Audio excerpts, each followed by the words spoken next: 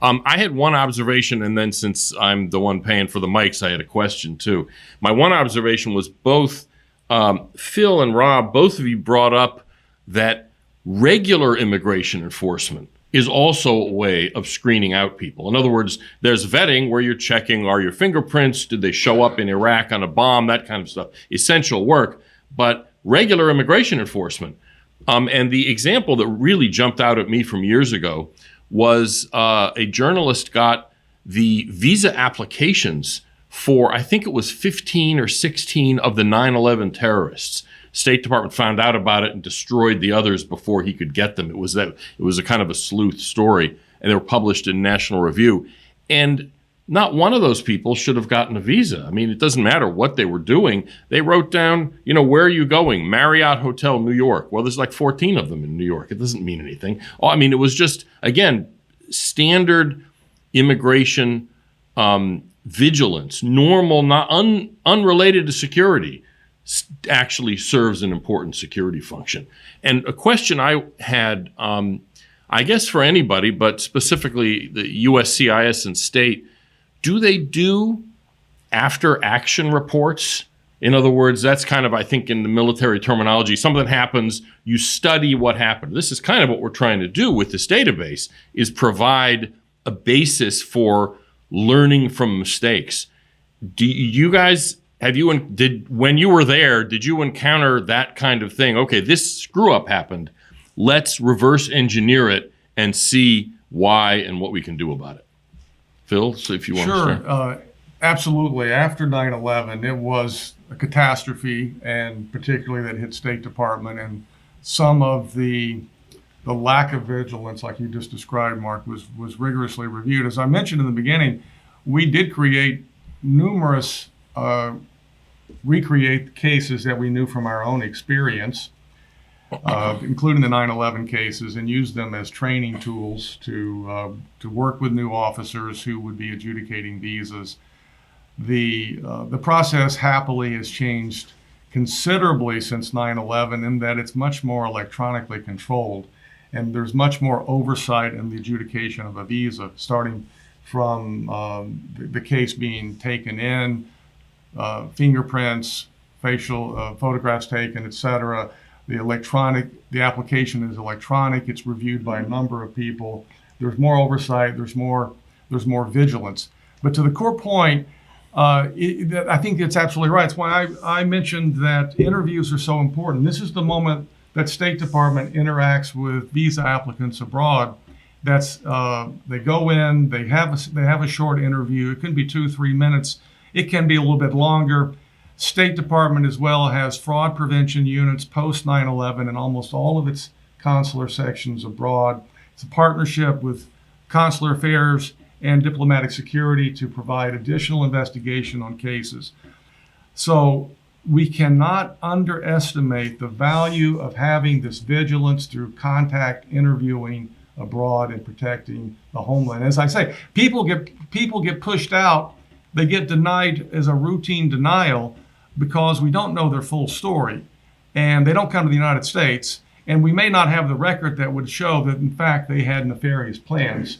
And so that's why they're sort of lost in the process, but it was an effective part of the vigilance. Rob, did you experience that kind of thing? Yeah, so the example that comes to mind for me was the New York City subway bombing that happened during the Trump administration. And we certainly went back. We figured out who he was once law enforcement identified him. All right, pulled his A file or alien file, which has his entire immigration history. And then you figure out, okay, how did he get that? Were there family members? Are there other possible concerns? And you start trying to piece the puzzle together on that. So there was definitely a very quick and rapid and dedicated response to trying to understand that situation, how that particular alien had made it into the country. But that's already too late, right? Something has happened, which is why we tried to put in place a number of policies that post-approval, there would be checking in, whether that's ensuring that a foreign worker is actually at the work site that he's supposed to be at. That's why we tried to change this treatment of student visas to require that they were checking in more frequently with the government to ensure that they still are actually students. And if maybe, say, for example, they changed their major from what they declared, a lot of English studies majors when they're first coming here, and then they suddenly switch to biomedical engineering or something. It'd be the type of information that you would hope that the government would have more timely access to. Yeah. So. Todd, you referred to the National Vetting Center, the report that you wrote that kind of explains the database, what's behind it. You also have a whole section on this National Vetting Center. It seems to me there would be an advantage, whether it be placed there or somewhere else, to sort of, red team our vetting system, so that the same way that like inspector generals periodically they try to get knives and guns through TSA, and frankly they almost always succeed. It seems to me that there's a role. I don't know whether the National Vetting Center would be the place to do that for people, good guys on our side, to try to penetrate our systems, and not in super secret, Chinese Communist Party intelligence agency sort of resources, but kind of the way a regular bad guy would try to fool our systems and see how robust they are. Right. Well, I don't think that there's been a single media report about the National Vetting Center since the Trump administration. This thing is operating in almost complete darkness. It's not a bad thing necessarily. It's not a bad thing necessarily. However, we don't really know what's going on there. So as far as red teaming, maybe they're doing that. I don't know. But, we do have some sources that are familiar with what's happening there at the National Vetting Center. They are expanding operations. They did take into the fold the Afghan immigrants that, or I don't know what you want to call them. They're evacuees. Parolees. And we know how that turned out because garbage in, garbage out, right? We don't really, all they have are, they have databases, classified databases, our own agencies that previously might have been stovepiped a little bit, now are less stovepiped and can be bounced against there. And we also know that they are using the National Vetting Center for all visas at the present time, which is a good thing, and that they are using the National Vetting Center for the more recent program where they are doing CBP-1 humanitarian paroles en masse for 4 or 5 different nationalities. They're running the checks on that. But again, they're running checks on people from Cuba. I don't know how much is, derogatory intelligence we're going to get from the Cubans on a share. So you mean you can't just call the Havana DMV and they'll tell you the record of these people? I think they're still working on interoperability with Cuba and Nicaragua is another one of the nationalities. I don't think we're working closely with the Sandinistas and the Maduro government in Venezuela. Not friendly there. So I'm not sure how good the vetting is going to be for the CBP-1 program. And we did have a question on CBP-1, and you sort of touched on some of this, that the vetting of Cubans, Nicaraguans, and Venezuelans would be limited simply by the fact that those governments aren't friendly. But the fourth of nationality in the president's illegal parole plan is Haitians.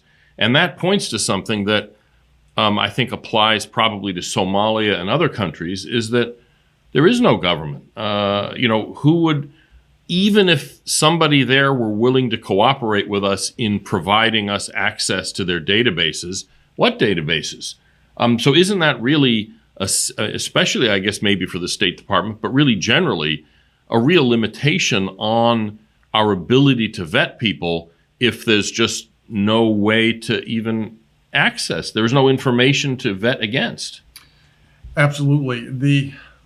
The Mayorkas plan to give parole to these 4 nationalities is sort of a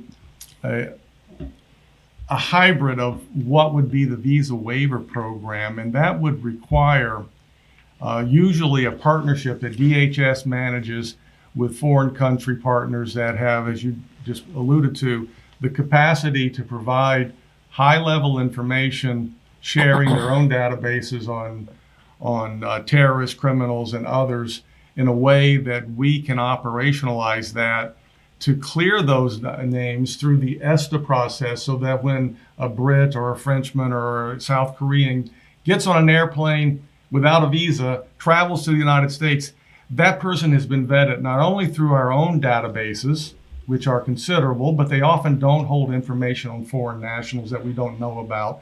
But that government has provided that information to us, so we are screening, pinging across all those databases. And the Mayorkas plan, as you just alluded to, there are no cooperative agreements with these countries, and in some cases they don't have the capacity to provide that information before the CBP-1 plan lets these people arrive at a port of entry in the United States. It is standing on its head the standards of VWP. When we deal with other countries like Croatia through a long, complicated process so their nationals can travel visa-free to the United States after years of sharing information, working out procedures, and then to snap your fingers overnight and create that possibility for Nicaraguans, Venezuelans, Haitians, and Cubans just turns VWP on its head. It's something that Congress should look at very closely. So, I mean, basically, yeah, so the visa waiver program works when the country we enter into the agreement with is one that is capable and willing to basically do the vetting with us. If you got a country who's either incapable utterly or unwilling, you're right, it is. CBP-1 is kind of like visa waiver, but visa waiver without the other half, the partnership part of it. It's appalling. Yeah. One of the questions sort of, I'm kind of generalizing the question, but and Rob, you referred to some of the things that the Trump administration had done at USCIS. Foreign students had to check in more often or what have you. Are there other things, either consular affairs or state, or if you have any suggestions, Todd, could do that would improve vetting? I mean, what hasn't been done or hasn't really, been conceived of yet? Any suggestions? Well, I'd say one of the things is whenever possible, there's great value in in-person adjudication. Now, it's not going to be practical for every immigration benefit that USCIS is responsible for, but there's so much that a human adjudicator can pick up on that, somebody is acting a little shifty or a little nervous or something that should be off the top of their head, they stumble over that, you're not going to recognize that when you're just looking at a piece of paper, which is what happens with, USCIS's antiquated system. There's great value in the in-person stuff. Now, of course, the criticism for it in the Trump administration tried to expand in-person adjudication was it takes longer. Well, as I mentioned earlier, and I think as Phil did as well, I think it's far better that it takes a little bit longer to get every decision right than to rush through it. And that next person who commits a heinous act in the United States got through because of that arbitrary pressure. Right. And if I can riff off of that, in the final months of the Trump administration, they had proposed a new regulation in response to this spate of Chinese espionage student visa, cultural visa cases, where they're coming in and they're working for the PLA, hiding their military background and intelligence background, where the number of student applicants was going to be significantly reduced so that could happen. And there were a lot of measures in that regulation that would have really significantly enhanced the vetting of those Chinese students and cultural exchange scholars, I guess, coming through and stealing our best research at the academy. But the Biden administration, one of the very first things that it did was they hit the eject button on that and eliminated it, saying it was racist. And actually, I thought you brought up a good point about one of the ways it's easier to find a needle is to make the haystack smaller. essentially. Now, we're always going to want tourists to come here. And frankly, most tourists who come are coming from visa waiver countries, or the equivalent. Canada's not actually technically, I think, visa waiver, right? It's a different special relationship category, with them. yeah. Exactly. So, but for immigration purposes, reducing numbers makes it easier. I mean, allows a larger share to be interviewed in person or what have you. So numbers are of the essence, as Enoch Powell once said. I had a question about the database, sort of, but one thing I wanted to focus on is, Todd, what are the, I guess, not shortcomings of the database, but what are the sort of, what's the other side? What does the database not do? Sure. Well, for one thing, you have to remember that to reverse engineer these cases, you have to have sufficient public data. We don't have access to the backroom deliberations that happen over at USCIS or out in the camp in Somalia or Kenya or something. We only have what we have. So the database is not representative of the problem, of the totality of the problem.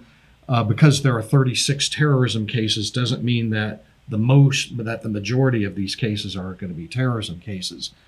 So that's one limitation, I guess, of the database. So the other thing is that, a lot of the analytics that go into the judgments are just that. It's a judgment call as to whether we, from looking in the rearview mirror, can determine that they actually did have an opportunity to detect this person. I did approach experts at USCIS, people that are currently employed, and former State Department people, and I ran a lot of these by, and my judgment seemed to be reasonable, that they could have just interviewed the brother, and the whole thing would have come unraveled. So in other words, you didn't include cases where there were clear bad guys, but it would have been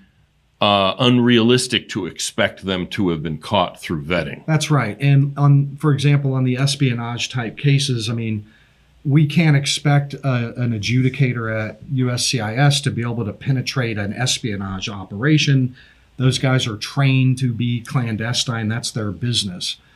However, for example, in the case of one Chinese student who was ultimately apprehended and convicted, that student then went on to apply for an OPT employment opportunity, except that the company that he claimed he was applying to didn't exist.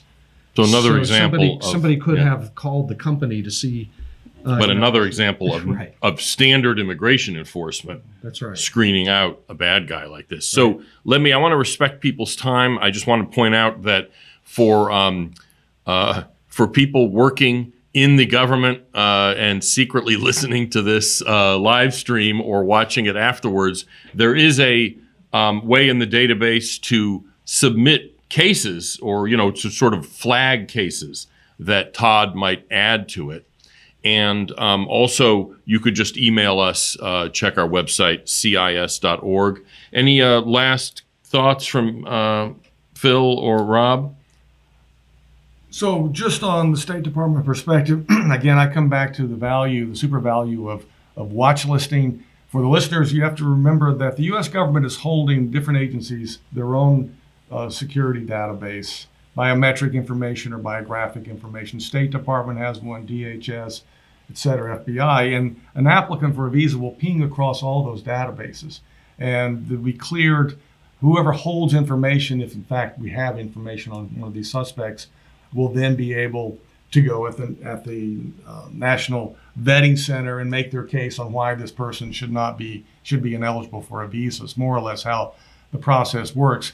But again, watch listing. So State Department, as we move into the world of facial recognition and other biometric tools, already does collect information on visa suspects, the Visa Viper plan. But I would urge to capture the other nefarious actors that are in the database, criminals, human rights abusers, and so forth, that we, State Department abroad, need to be more aggressive in ingesting those identities. We find them there, we live in the countries, we see the media, we deal with authorities, and if we can be more vigilant on those kind of cases, we'll add an extra layer of security so we won't wake up and discover some massive human right abuser has been living for 10 years in California. Right. Rob, any last thought?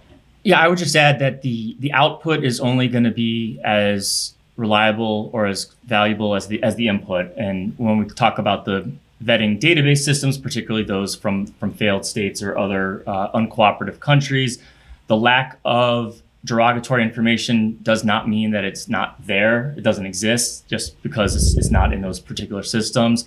And to that point, when it comes to the USCIS specific, immigration benefit eligibility is established by the forms, the laundry list of forms that people utilize for their immigration benefits. As I wrote about a couple of years ago, the Biden administration took about to remove all questions about gang affiliation because apparently allowing MS-13 to get green cards is a top immigration priority of this administration.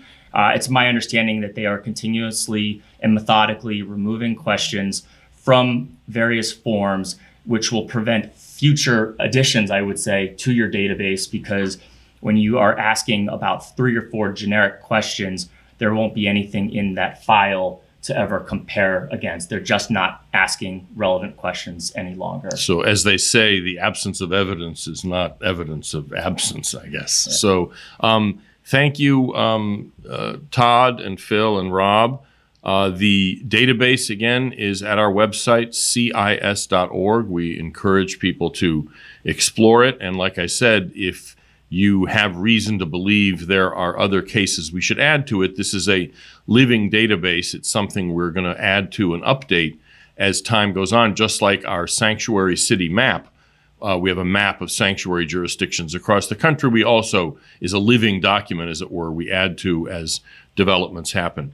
That is it for this panel on the Vetting Failures Database for the Center for Immigration Studies. Thank you for tuning in. I thank all of you for participating, and hopefully you will come in and tune in for our next event.